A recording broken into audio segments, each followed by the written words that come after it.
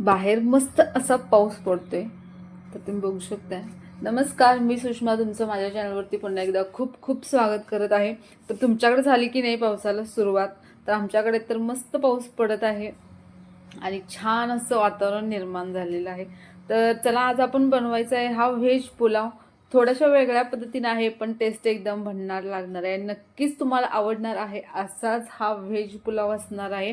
तर तुमच्याकडे जे जे साहित्य अवेलेबल असेल त्यात सुद्धा तुम्ही असा हा व्हेज पुलाव बनवू शकता।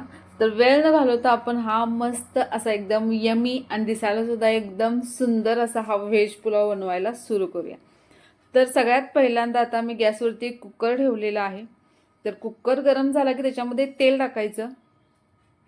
तर तेल सुद्धा छान गरम होऊ द्यायचं। तर याच्यामध्ये मी 2 ते 3 चमचे तेल टाकलेलं आहे। तर तुम्ही तांदूळ किती घेणार आहात किंवा व्हेज पुलाव किती बनवायचा आहे त्याच्यावरती तुम्ही तेल याच्यामध्ये ॲड करू शकता। तर याच्यामध्ये मी 2 ते 3 चमचे तेल टाकलेलं आहे। तेलाला छान गरम होऊ द्यायचं। तर इथं आता तेल छान गरम झालंय, त्याच्यानंतर सगळ्यात पहिल्यांदा आपण काही खडे मसाले याच्यामध्ये टाकायचं। तर याच्यामध्ये मी तमालपत्र घेतलेलं आहे, जिरं आहे, दालचिनी आहे, बदाम फूल आहे आणि त्यानंतर तमालपत्र तर मी सांगितलेलं आहे। तर हे तेलामध्ये छान परतून घ्यायचं आणि हे छान तेलामध्ये परतल्यानंतरच आपल्याला बारीक चिरलेला एक कांदा याच्यामध्ये टाकायचा आणि तो तेलात व्यवस्थित परतून घ्यायचा। थोडासा गुलाबी रंग येईपर्यंत आपल्याला हा तेलात छान परतून घ्यायचा आहे। तर हा सगळा खडा मसाला पहिल्यांदा आपल्याला तेलात टाकायचा आहे, तेल गरम झाल्यानंतर लगेचच। तर आपला हा खडा मसाला मस्त तेलात परतला आहे, त्यानंतर कांदा सुद्धा तेलात छान भाजलेला आहे। त्याच्यानंतर मी एक मोठा टोमॅटो थोडासा मोठा असा कट केलेला आहे, तुम्ही बघू शकता व्हिडिओमध्ये। आणि त्यानंतर ते आपण याच्यामध्ये ॲड केले, ते सुद्धा तेलात आपण छान परतून घेऊया। तर टोमॅटोचा वापर थोडासा जास्त केला तरी सुद्धा छान वाटेल ह्या व्हेज पुलावसाठी। तर हे छान टोमॅटो सुद्धा परतून झालाय। त्याच्यानंतर मी हिरवी मिरची घेतलेली आहे, तर 2 हिरव्या मिरच्या मी घेतलेल्या आहेत, त्या या पद्धतीने कट केलेल्या आहेत, तुम्ही बघू शकता व्हिडिओमध्ये।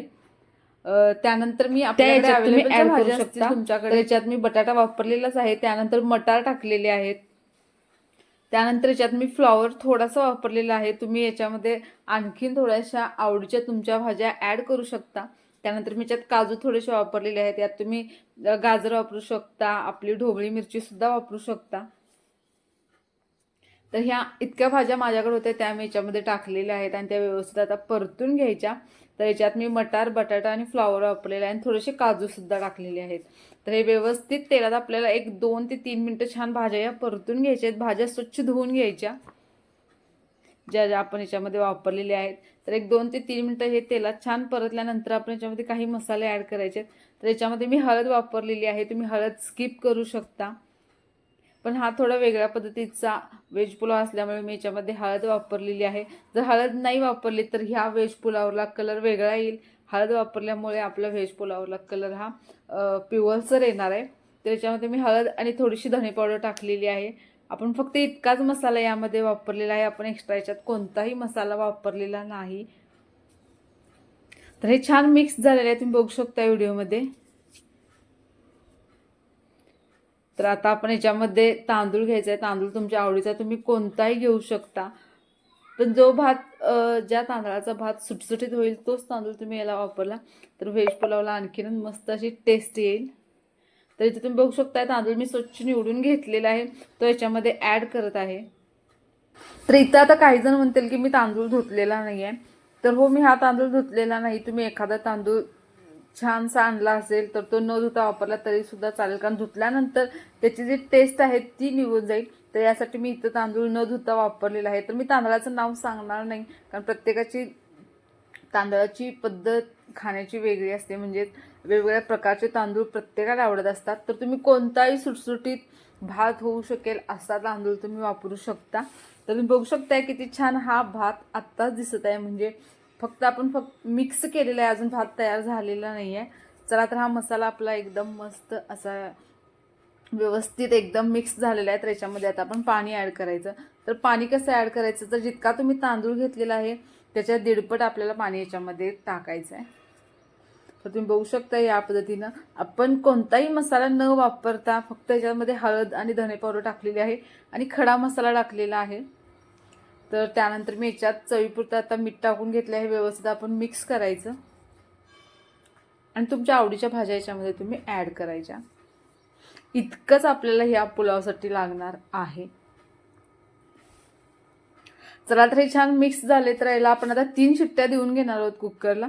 तर चला कुकरला आता 3 शिट्ट्या होऊ देऊया आणि साधारण एक 5 ते 6 मिनिटानंतर तुम्ही बघू शकताय मस्त असा आपला हा व्हेज पुलाव तयार झालेला आहे खाण्यासाठी. तुम्हाला वरून सुद्धा कळत असेल की हा भात मस्त असं सुटसुटीत आणि चवीला तर एकदम भन्नाट झालेला आहे. तर व्यवस्थित आपण मिक्स करूया आणि त्यानंतर आता तुम्ही बघू शकताय आपला मस्त असा व्हेज पुलाव तयार झालेला आहे. तर आपण मसाले भाताच्या आपल्या चॅनलवरती भरपूर रेसिपीज टाकलेल्या आहेत, त्यातलीच ही थोडीशी वेगळी पद्धतीचा हा व्हेज पुलाव होता. ही रेसिपी तुम्हाला कशी वाटली ते नक्की सांगा आणि रेसिपी तुम्ही घरी नक्की ट्राय करा, कारण याची टेस्ट खरंच खूप भन्नाट लागते आणि दिसायला सुद्धा तुम्ही बघू शकताय हा राईस किती छान झालेला आहे. मस्त असा हा व्हेज पुलाव खूप कमी मसाल्याचा वापर करून आपण तीच चव याला आपण व्यवस्थित पद्धतशीर आपण जर केलं तर त्या पदार्थाला किंवा आपण जो रेसिपी बनवणार त्याला मस्त अशी टेस्ट येऊन जाते. तर खूप जास्त काही याच्यात सामान आपण वापरलेलं नाही, कमी आपण साहित्य वापरून हा मस्त असा व्हेज पुलाव बनवलेला आहे. तर प्रत्येकाला आवडेल आणि नक्कीच बनवायला सुद्धा खूप मजा येईल असाच हा व्हेज पुलाव आहे.